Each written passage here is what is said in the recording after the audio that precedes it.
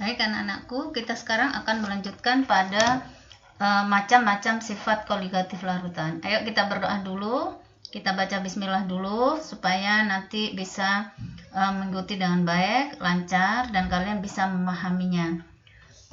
Oke, macam-macam sifat koligatif larutan ya. Kalian sudah mengerjakan tugas kan, yaitu tugas membaca macam-macam sifat koligatif larutan beserta penjelasannya.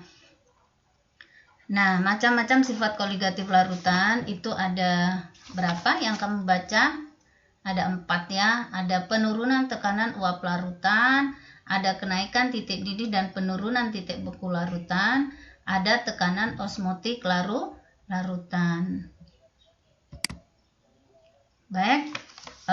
Sebelum kita membahas satu persatu supaya kalian nanti bisa paham sebenarnya apa sih tujuannya belajar materi ini, maka Ibu sampaikan ini tujuan dari pembelajaran kita. Yang pertama, menyebutkan macam-macam sifat koligatif larutan. Jadi apa yang ada dalam kehidupan sehari-hari itu nanti kita bisa mengetahui, oh ini masuk yang ini, masuk yang penurunan tekanan uap misalnya, masuk yang penurunan titik beku, seperti itu ya.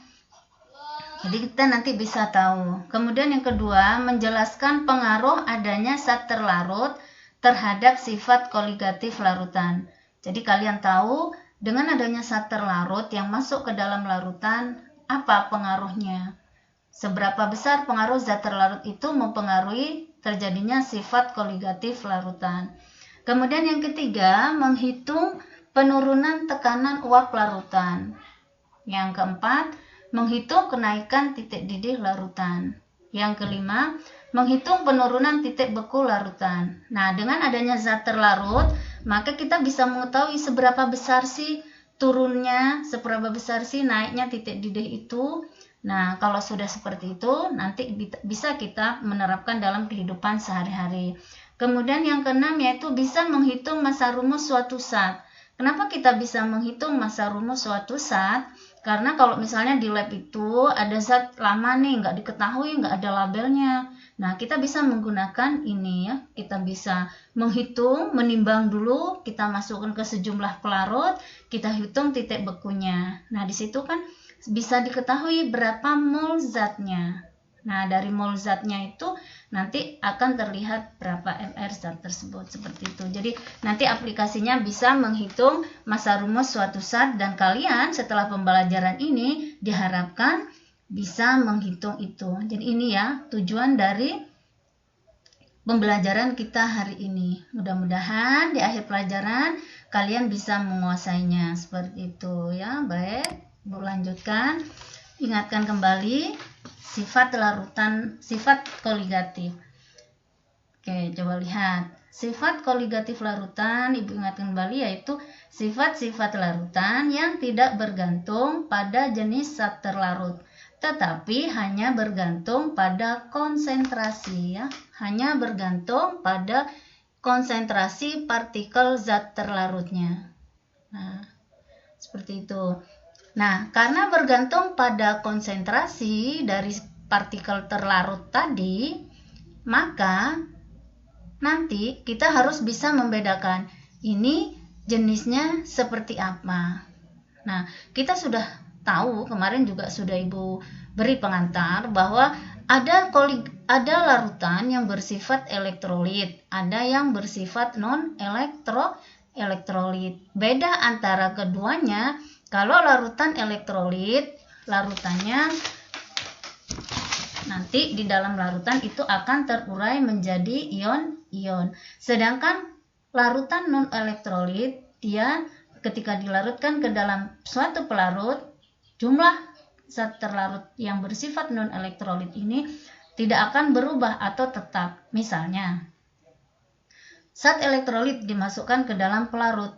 Nah, setelah dimasukkan, maka dia akan terurai. Yang tadinya 1 mol ketika mau saya masukkan, ketika dalam larutan dia akan terurai mungkin menjadi 2 mol atau menjadi 3 mol. Tergantung berapa komponen-komponen yang ada di dalam zat elektrolit tadi. Nah, sekarang kalau yang non-elektrolit, misalnya 1 mol setelah saya larutkan, maka dia tetap 1 mol. Tidak ada penambahan jumlah partikel karena tidak terurai. Jadi bukan karena jenisnya, tetapi sifatnya, yaitu satunya elektrolit dan satunya non-elektrolit. Seperti itu ya. Jadi nanti kita hanya akan belajar 2 macam jenis, yaitu sifat koligatif larutan elektrolit dan sifat koligatif larutan non-elektrolit. Pada konsentrasi yang sama, jumlah partikel larutan elektrolit itu akan berbeda dengan jumlah partikel larutan non-elektrolit. Yang akan kita pelajari terlebih dahulu pada pertama ini, yaitu adalah bahasan pertamanya, yaitu kita akan membahas tentang sifat koligatif larutan non-elektrolit. Baik, kita lihat macam-macamnya. Ada 4 ya. Yang pertama, penurunan tekanan uap. Yang kedua, penurunan titik beku. Yang ketiga, kenaikan titik didih. Yang keempat, tekanan osmotik. Semua ini terjadi ketika sudah berupa larutan. Baik.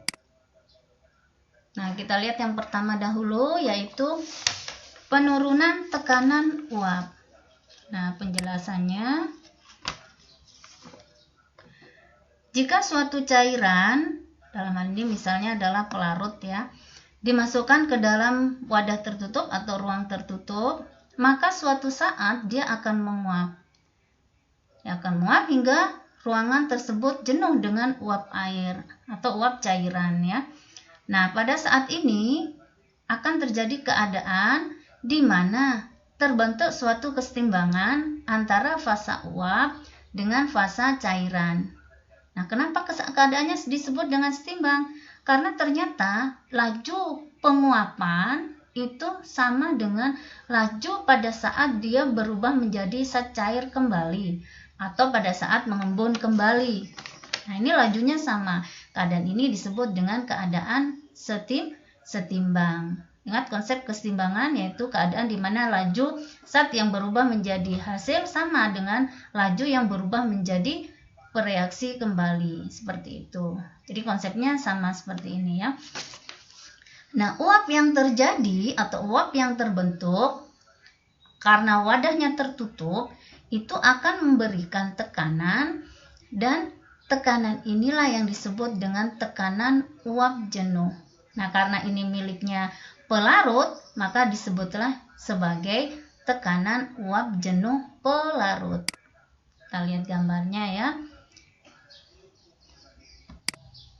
Oke, bagaimana zat terlarut itu mempengaruhi tekanan uap suatu larutan.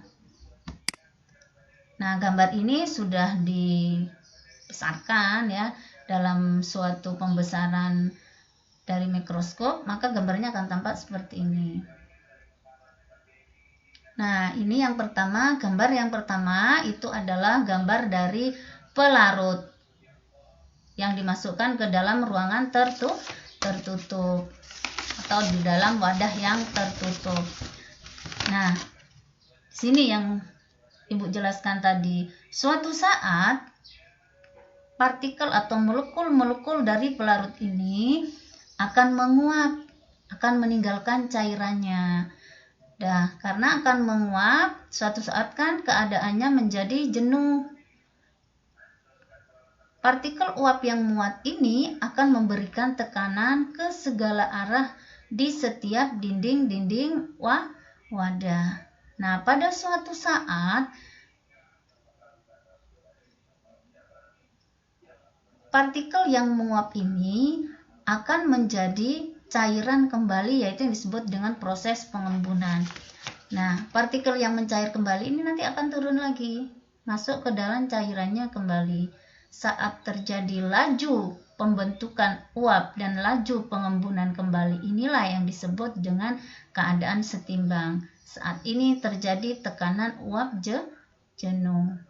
Nah, saat inilah terdapat suatu tekanan yang disebut tekanan pelarut murni atau tekanan pelarut yang ada dalam wadah ini. Baik, kita lihat gambar yang kedua.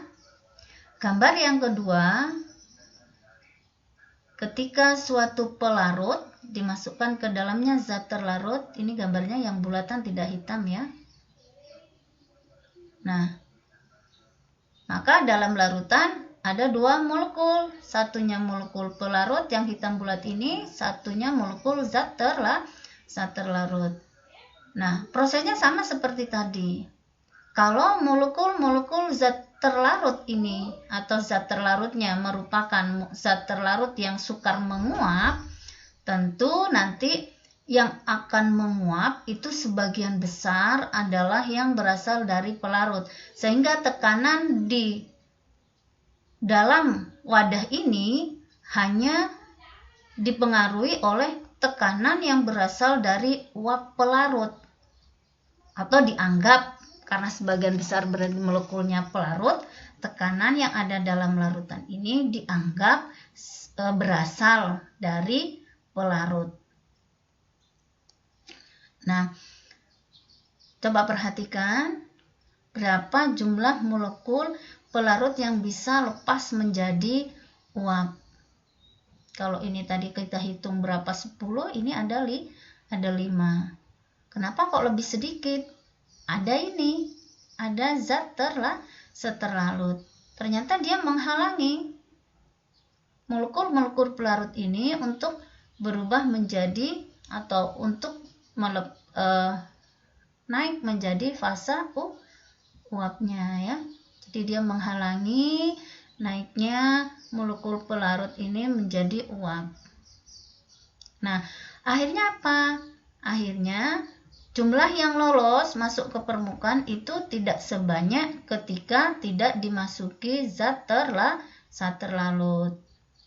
Nah, kalau tidak terlalu banyak, maka tekanan yang berikan ke dinding-dinding wadah ini juga tidak begitu kuat. Tapi kalau banyak seperti ini, tekanan yang diberikan itu kuat atau besar. Dengan kata lain, terjadi penurunan tekanan uap setelah ke dalam pelarut itu dimasukkan zat terlarut. Nah, jadi ini pelarut murninya. Nah, yang ini adalah larutan. Terjadi penurunan tekanan uap. Baik, seberapa besar pengaruh tekanan yang diberikan oleh zat terlarut? Penjelasannya seperti ini. Makin tinggi konsentrasi zat terlarut, makin tinggi penurunan tekanan uapnya. Kenapa? Karena nanti akan semakin banyak bulatan-bulatan yang tidak hitam ini. Kalau semakin banyak, penghalangnya akan semakin banyak juga. Maka molekul pelarut yang akan berubah menjadi uap itu juga akan semakin sulit untuk lepas dari permukaan cairan menuju ke atas seperti ini. Nah, ini jadi terjadi nanti penurunan uap, tentu tekanan yang diberikan ke wadah juga akan turun seperti itu. Baik. Nah, seberapa besar dari jumlah partikel yang masuk ini mempengaruhi penurunan tekanan uap dari suatu larutan, maka Roth menyatakan dengan hukumnya yang disebut dengan hukum Roth, yaitu hanya berlaku untuk larutan elektrolit. Roth menemukan bahwa tekanan uap suatu komponen bergantung pada fraksi mol komponen itu di dalam larutan. Nah, dalam suatu larutan kan ada beberapa komponen, ada pelarut, ada zat terlarut. Kalau zat terlarutnya 2, berarti komponennya ada 3, ada pelarut, ada zat terlarut A, ada zat terlarut B. Tapi kalau hanya 2, ya ada zat pelarut, ada zat terlarut saja.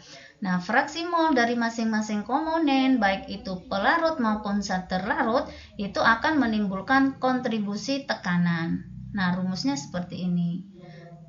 Kalau kita lambangkan dengan A kemarin untuk komponen pelarut, maka lihat tekanan yang ditimbulkan pelarut dalam larutan ini itu sama dengan fraksi mol A dikali dengan tekanan murni dari pelarut tersebut.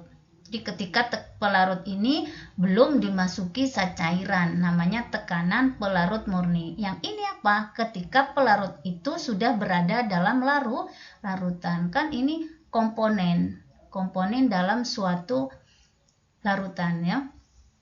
Jadi saya ulangi, tekanan suatu pelarut itu sama dengan fraksi mol zat terlarut dikali dengan tekanan uap murni zat terlarut tadi. Nah, ini keterangannya di sini PA sama dengan tekanan uap komponen A. P0A sama dengan tekanan uap murni A. XA sama dengan fraksi mol komponen A. Jadi perlu dibedakan PA dengan P0A. P0A ini tekanan uap murni pada saat ke dalam pelarut ini belum masuk zat terlarut. PA itu adalah tekanan uap pelarut pada saat ia berada dalam larutan. Seperti itu.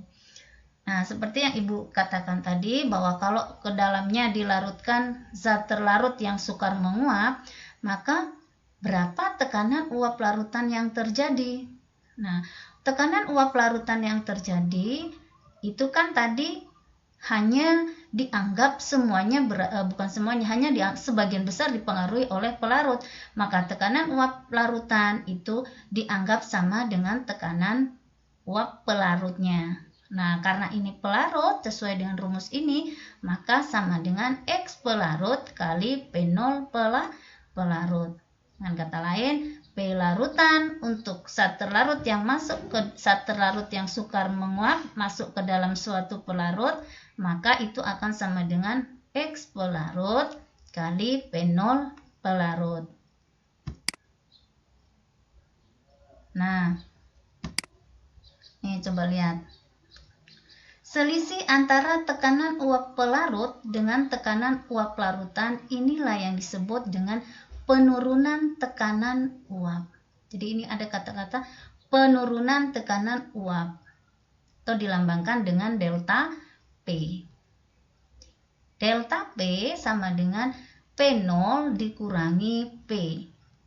Penurunan tekanan uap sama dengan tekanan uap pelarut murninya dikurangi dengan tekanan uap larutan. Ini P saja, tidak ada A atau tidak ada B-nya ya. Jadi ini yang larutan. Kalau ini pelarut murni.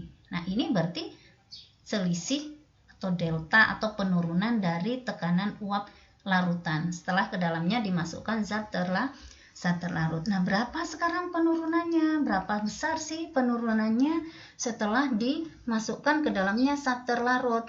Nah, tentu pada pernyataan yang tadi tergantung pada jumlah konsentrasi zat yang masuk. Nah, sekarang seperti apa penjelasannya? Kita lihat delta P sama dengan P0 min P. Nah, kalau kita buat turunan matematikanya, P itu adalah karena dianggap larutan itu adalah P larutan itu adalah P pelarut, maka tentu tekanannya itu sama dengan X dari pelarut kali P0. Nah, sekarang P0 sama dengan, nah, X pelarut ini supaya kita melihat pengaruh zat terlarut harus ada komponen zat terlarutnya. Nah, kita ingat persamaan matematika yang kemarin, XA plus XB sama dengan 1. XA itu punyanya pelarut, XB itu punyanya zat terlarut. Kalau kita jumlah fraksi mol keduanya itu akan sama dengan 1. Sehingga kalau kita sudah tahu berapa fraksi mol pelarutnya, ditanya berapa fraksi mol zat terlarut atau fraksi mol zat terlarut berapa? Nah, di sini bisa ditulis X pelarut itu sama dengan 1 min X terlarut. Nah, ini baru dikali dengan P0-nya lagi. Akhirnya didapat persamaan seperti ini. Delta P sama dengan fraksi mol dari zat terlarut kali tekanan uap pelarut murninya. Nah, ini kontribusi dari zat terlarut bisa terlihat dalam rumus ini. Jadi nanti penurunan delta P sama dengan fraksi mol zat terlarut kali P0. Jadi nanti seberapa besarnya ini akan mempengaruhi delta P-nya, seperti itu. Baik. Nah, ini ada sudah beberapa melalui suatu percobaan beberapa penurunan tekanan uap jenuh secara teoritis dari larutan non-elektrolit dalam air. Misalnya ini ya, glikol fraksi molnya sekian, tekanan uap murninya sekian, terjadi penurunan 0,18. Nah, kalau 2 sekian. Coba perhatikan angkanya itu. Dengan meningkatnya konsentrasi 0,01 ke 0,02 dia naik kan? Nah, ini juga urea. Naik kan? Coba perhatikan angka ini. Naiknya 2 kali lipatnya semuanya, karena ini naiknya 2 kali lipat. Nah, kita bisa memperkirakan juga nanti berarti kalau 0,03 ini ya kali 3, 18 kali 3 yaitu berapa? 44 ya, 54. Nah, kalau ini 0,03 turunnya sekitar 0,54 mm Hg. Nah, ini glikol konsentrasinya sekian, urea konsentrasinya sekian. Ternyata penurunannya coba lihat 0,18, ini juga 0,18. Sama kan? Loh Bu, ini kan nggak sama, ini glikol, ini urea. Iya betul, nggak sama. Sedangkan sifat koligatif larutan itu tergantung pada jumlah partikel. Nah, antara glikol dan urea itu dua-duanya sama-sama bukan larutan elektrolit, tetapi larutan non-elektrolit. Karena konsentrasinya sama, maka dia akan memberikan penurunan tekanan uap yang sama. Jumlah partikelnya sama. Berbeda kalau nanti beda jumlah partikelnya. Ini kan semakin banyak, tentu juga akan semakin banyak. Jadi bukan tergantung pada jenisnya, meskipun itu glikol, meskipun itu urea, kalau konsentrasinya sama 0,01 maka penurunannya akan sama. Jadi bukan karena glikol dan ureanya ya, tapi karena ini sama-sama non-elektrolit. Jadi pada konsentrasi yang sama dia akan memberikan tekanan uap yang sama pula atau sifat koligatif yang sama pula. Jadi penjelasannya seperti ini untuk tabel ya. Karena kita hanya masih belajar tentang sifat koligatif larutan non-elektrolit. Gimana anak-anak? Mudah-mudahan bisa dipahami. Nanti bisa tanya lagi sama ibu ketika kita sudah masuk pada soal, dan bisa di grup aja ya, supaya nanti penjelasannya bisa dilihat oleh teman-temannya semuanya. Baik, kita lihat contoh soalnya supaya bisa kalian pahami. Contoh soal, tekanan uap suatu pelarut murni pada suhu 20 derajat Celcius adalah 18 mm Hg. Apabila pada temperatur yang sama sebanyak 120 gram urea, rumusnya masih ingat kan kemarin contohnya adalah urea yaitu CONH2 2 kali, dilarutkan ke dalam 990 gram air. Berapa tekanan uap larutan yang terjadi? Baik, kita lihat. Seperti biasanya, untuk menjawab, kita lihat diketahui dahulu P0 18 mm Hg.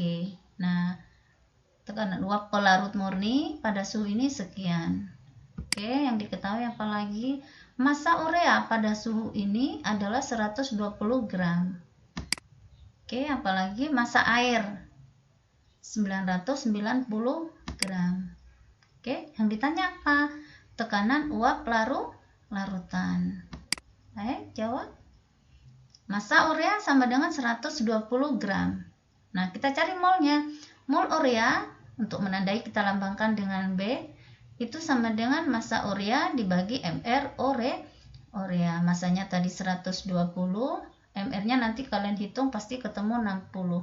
120 dibagi 60 sama dengan 2 mol. Oke, sekarang kita lihat massa air. Massa air sama dengan 990 gram, maka mol air sama dengan massa air dibagi MR-nya air. Itu 990 dibagi 18. Diingat terus ya, ini mR-nya air 18 sama dengan 55. Nah, sekarang kita lihat mol total karena kita nanti akan bekerja dengan rumus pakai fraksi mol.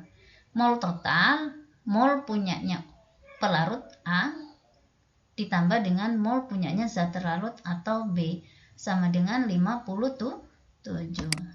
Baik. Nah, sedangkan XB sama dengan mol B dibagi mol total. Kenapa XB? Karena kan kita ingin melihat pengaruh zat terlarut ini terhadap tekanan uap larutan. Berapa sih penurunannya nanti setelah dihitung? XB sama dengan mol B dibagi mol total. Sama dengan, mana molnya B? Ini kan 2, masukkan sini, mol totalnya ini dibagi 57. Oke, kita lihat. Nah, kita masukkan ke rumus terakhir tadi. Delta P atau penurunan tekanan uapnya itu sama dengan fraksi mol B, ini fraksi mol zat terlarut dikali tekanan uap pelarut murni. Fraksi mol B-nya sama dengan 2/57.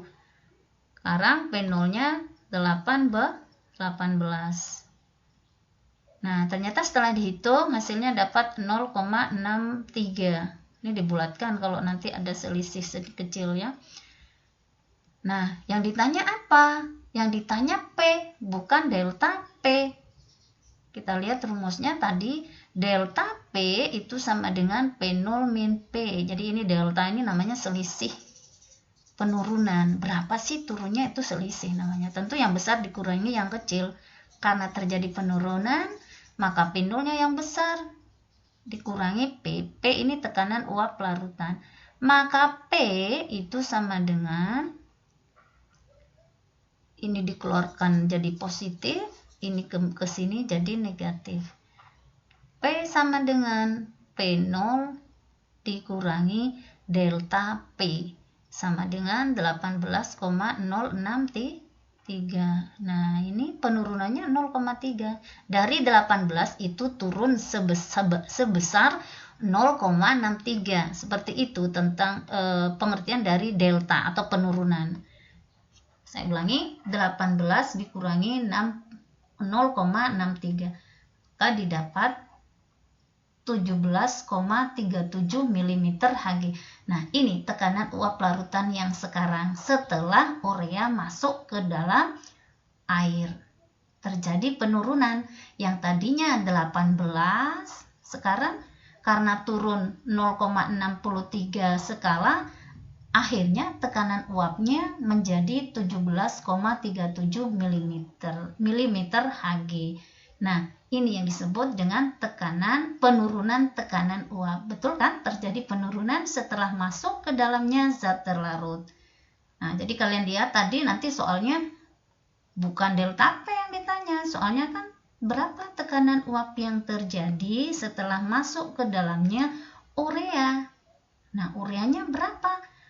Nah, sebesar 120. Oh, ternyata dia turunnya sekitar 0,63 skala. Berarti sekarang berapa tekanan uap larutannya? Sebesar 17,37 mm Hg. Baik, seperti itu. Dari penjelasan gambar tadi sudah terlihat memang ada penurunan dari bulatan molekul-molekul pelarut.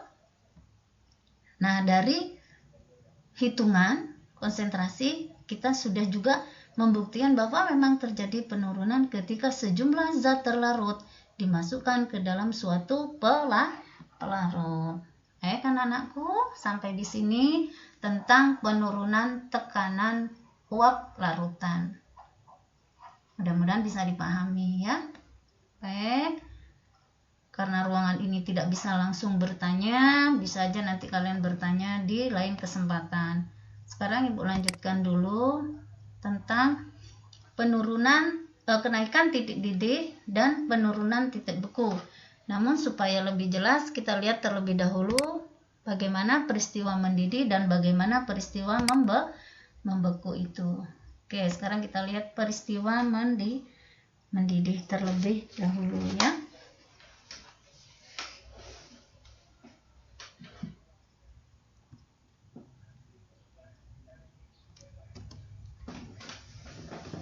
Tadi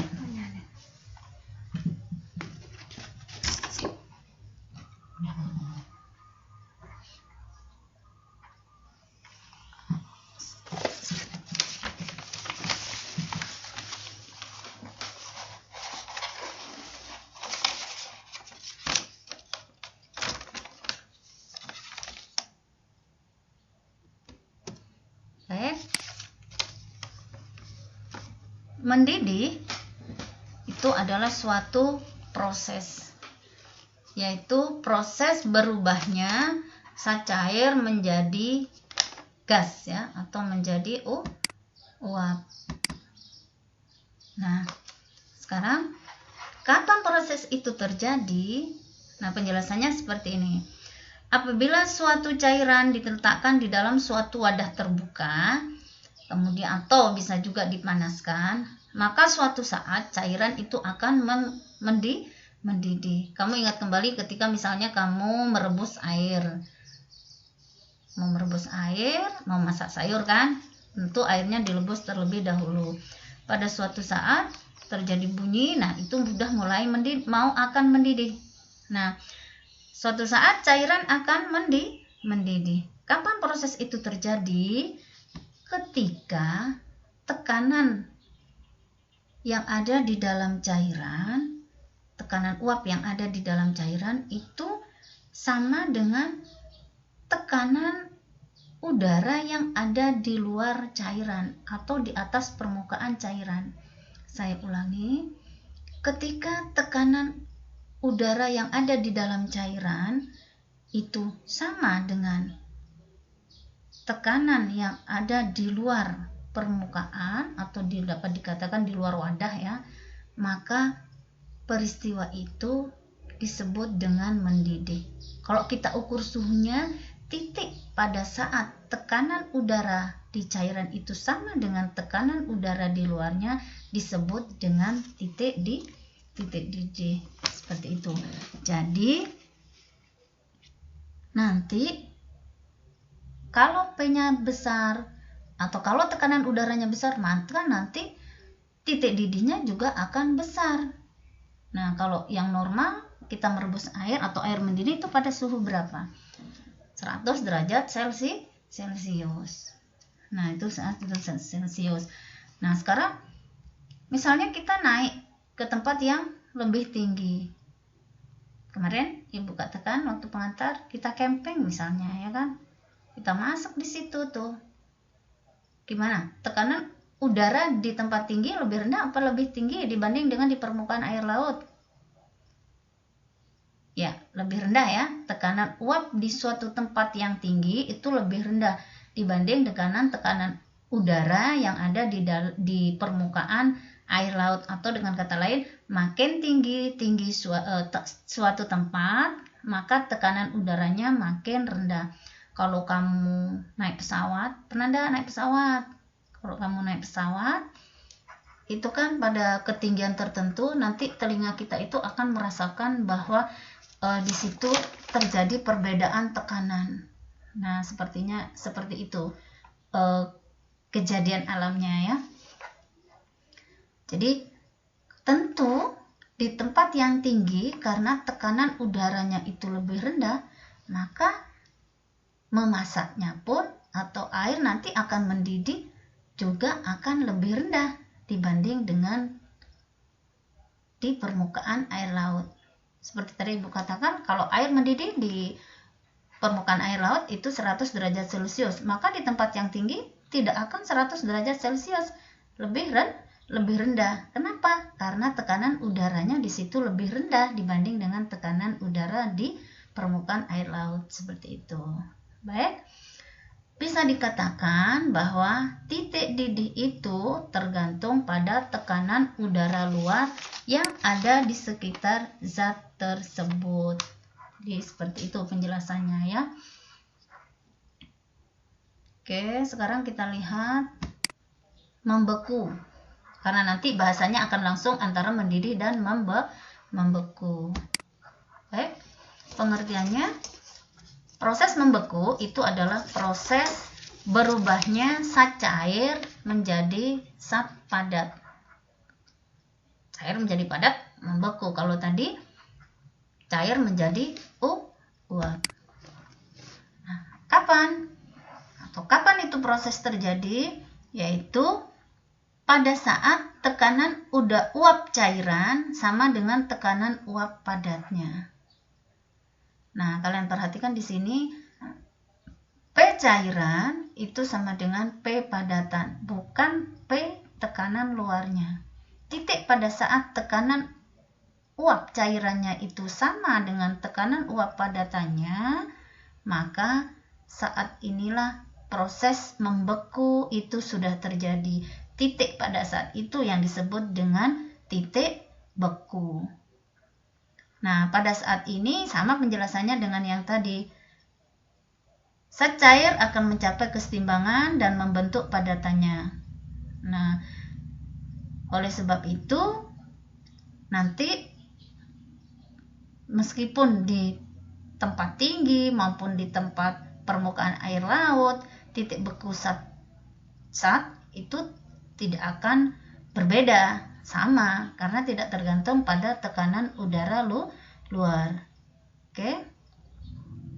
Biasanya makin tinggi suhu, nah mendidihnya ini juga akan semakin proses mendidihnya akan semakin cepat. Tapi sebaliknya, makin rendah suhunya, proses membekunya akan semakin cepat. Kenapa? Ini berhubungan dengan jarak antara partikel-partikel ketika suatu zat itu berubah menjadi wujudnya berubah atau berubah fasanya. Kalau partikel cair, dulu kita sudah diajarkan beda zat padat, zat cair, dan gas.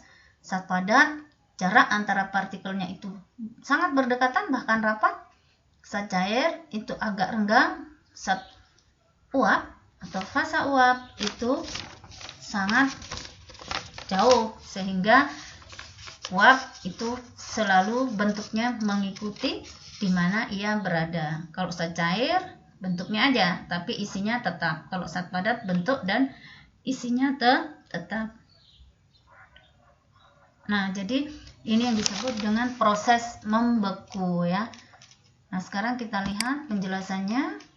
Di titik beku itu tidak dipengaruhi oleh tekanan udara luar. Dimanapun adanya titik beku suatu zat itu pasti sama. Es di tempat yang tinggi itu membekunya sama dengan di permukaan air laut, karena ini tadi tidak dipengaruhi oleh tekanan udara luar. Baik. Nah, sekarang bagaimana pengaruh zat terlarut terhadap titik beku larutan, atau bagaimana pengaruh zat terlarut terhadap titik didih larutan? Oke, kita lihat. Nah, sekarang kita lihat terlebih dahulu pengaruh zat terlarut terhadap titik beku larutan. Penjelasannya seperti ini. Untuk yang titik dulu ya. Tadi Ibu contohkan kalian memasak air 100 derajat Celcius, airnya mendidih kan, mau masak sayur nih. 100 derajat Celcius, airnya mendidih. Nah, saat itu kamu masukkan sayurnya. Mendidihnya berhenti atau masih tetap mendidih? Berhenti kan? Nah, artinya apa? Suhu 100 derajat Celcius itu tidak cukup lagi untuk mendidihkan larutan sayur tadi. Diperlukan suhu yang lebih tinggi lagi untuk mendidihkan larutan kembali, yaitu larutan sayur tadi. Sebelumnya kan air saja, sesudah dikasih sayur namanya larutan sayur, taruhlah katakan seperti itu. Nah, kalian harus nunggu beberapa saat supaya mendidih kembali. Itu artinya diperlukan suhu yang lebih tinggi lagi ketika masuk zat terlarut ke dalam suatu pelarut. Artinya apa? Terjadi kenaikan titik didih kalau ke dalam suatu pelarut dimasukkan sejumlah zat terlarut. Contohnya seperti tadi. Nah, sekarang penjelasannya sama dengan penjelasan tadi waktu kita menjelaskan tekanan uap ya, pengaruh penurunan tekanan uap. Jadi untuk mendidihkan kembali itu diperlukan suhu yang lebih tinggi lagi. Nah, selisih antara titik didih larutan yang sebelum dikasih sayur tadi ya, dengan titik didih ini saya ulang, selisih antara titik didih larutan setelah dikasih sayur dengan titik didih pelarutnya air saja, itulah yang disebut dengan kenaikan titik didih atau delta TB, boiling point elevation ya, TB. Nah, ini kalau pakai bahasa sananya lambangnya delta TB, tapi kalau pakai bahasa kita namanya delta TD. Ada buku-buku itu yang pakai boiling, ada yang pakai langsung D, didih, titik delta TD. Nah, selisihnya itu adalah yang besar dikurangi yang kecil. Karena terjadi kenaikan dari titik didih larutan, berarti nanti delta TB-nya itu adalah TB dari larutan dikurangi TB dari pelarut. Nah, ini TB larutan atau titik didih larutan yang terjadi kan naik itu tadi, berarti lebih besar, dikurangi TB pelarut atau titik didih pelarut. Itulah yang disebut dengan kenaikan titik didih. Nah, ini nilainya selalu positif karena selisih ya. Baik, seperti itu. Kemudian bagaimana dengan titik beku?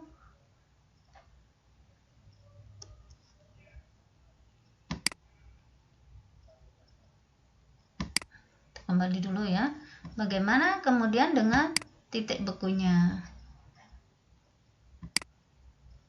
Nah, sekalian sekarang kalau titik beku tadi katanya terjadi penurunan titik beku. Kenapa terjadi penurunan titik beku? Ada penjelasannya yang mungkin nanti bisa kalian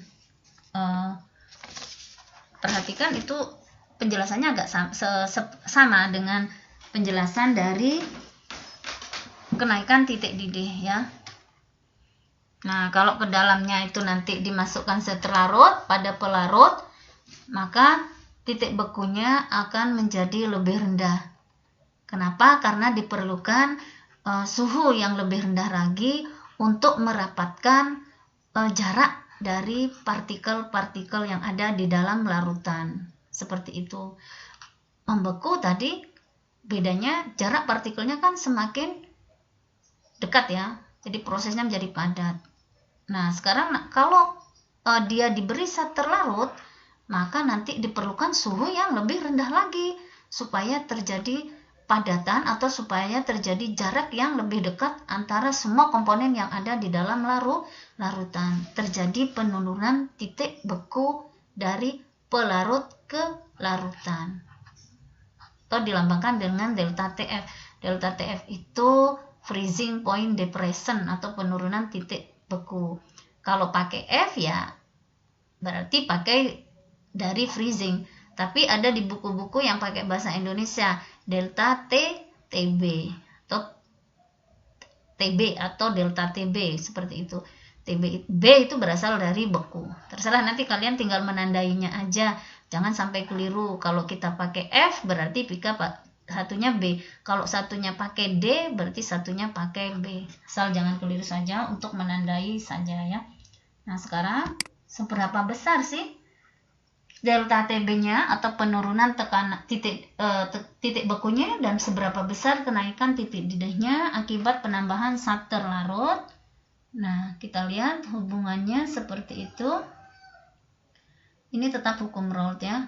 Untuk larutan yang encer, kenapa encer? Karena di situ bisa terdeteksi berapa jumlah molekul yang ada dalam suatu pelarut.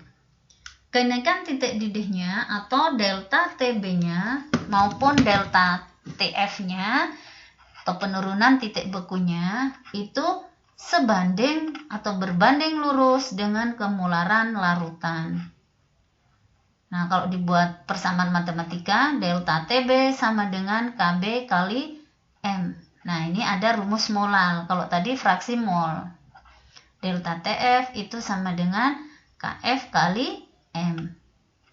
Oke, di sini delta TB itu kenaikan titik didihnya, delta TF itu penurunan titik bekunya, sedangkan KB itu adalah tetapan kenaikan titik didih molal. Dan ini sudah biasanya diketahui dalam setiap soal-soal yang diberikan ya. KF itu adalah tetapan penurunan titik beku molal. F itu ya punyanya freezing ya, seperti itu. Baik, untuk berbagai macam pelarut, ini ada sudah KF-nya, ada sudah TB-nya. Air titik didihnya segitu 100, tetapan kenaikan titik didihnya 0,52. Kemudian titik beku air 0 derajat Celcius, sedangkan KF-nya 1,86. Nah, tabel ini maksudnya nanti ketika kita dapat deltanya, maka beranjaknya dari titik didih ini. Begitupun yang titik bekunya, beranjaknya dari 0. Misalnya, oh delta TB-nya 0,2. Nah, sekarang berapa TB-nya? Berarti kalau awalnya 100, kan naik 2. 100 ditambah 0,2, seperti itu. Jadi beranjaknya dari sini. Kenapa ini harus selalu bersanding antara titik didih dari suatu pelarut dengan KB-nya. Begitu juga dengan titik bekunya. Karena nanti kalau ibu ulangi, karena nanti kalau mau menghitung TB larutan maupun TD larutan itu beranjak dari TB maupun TF maupun TB-nya. Seperti itu. Gimana? Bisa dipahami? Ya, ibu berharap dengan penjelasan yang singkat ini ya bisa dipahami ya anak-anak ya. Baik, kita lihat contoh soalnya. Nah, ini. Ke dalam 500 gram air, dianggap massa jenis airnya sama dengan 1 gram per mili. Dilarutkan 18 gram glukosa. Rumusnya adalah C6H12O6. Diketahui C12H1O16. Hitung titik didih dan titik beku larutan yang terjadi. Jika diketahui KF air 1,8 derajat Celcius per mol dan KB airnya 0,52 derajat Celcius per mol. Jawab. Seperti kemarin, kalian harus rajin membuat jawaban. Diawali dengan diketahui terlebih dahulu. Massa air 500 gram. Massa glukosa 18 gram. KF-nya 1,8. KB-nya 0,2. Ditanya apa? Ya, yang ditanya titik beku larutan, bukan penurunannya ya. Jadi ditanya TB dan TF, bukan delta TB, bukan delta TF. Baik, jawab. Nah, kita buat rumusnya. TB sama dengan KB kali M ya. Ini M sebenarnya dulunya. TB sama dengan KB kali M. M kemarin waktu kita belajar konsentrasi rumusnya seperti ini. QR per MR kali 1000 per P. Jadi dibuat suatu rumus bisa seperti ini ya. Ini delta ya, ini kurang deltanya ini. Delta TB sama dengan KB kali molal. Gram per MR kali 1000 per P. Baik. Ini nanti ditambahi delta ya. Rumusnya 0,52 kali ini molalnya. Ketemu delta TB-nya sama dengan 104. Nah, titik B, titik didihnya itu sama dengan TB pelarut ditambah delta TB. Sama dengan 100 tambah 1,04 sama dengan 101,04. Penjelasannya seperti ini. Setelah kita hitung berapa penurunannya, kenaikan ya, titik didih, berapa kenaikannya, ternyata dihitung 1,04. Naik sebesar 1,04 skala dari skala termometer itu. Nah, Kalau titik didih airnya itu 100, sekarang berapa? Ya 100 ditambah dengan 1,04 sama dengan 101,04 derajat Celcius. Oke, seperti itu. Sekarang delta TF-nya ini kasih delta semua ya. Oke, Ibu beri dulu supaya enggak ini kalian nih kasih delta seperti ini. Oke, Ibu buat dulu deltanya supaya kalian enggak lupa. Oke, ada deltanya ya itu. Ini juga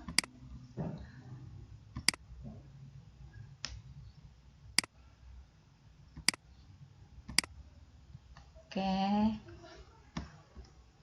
Perhatikan.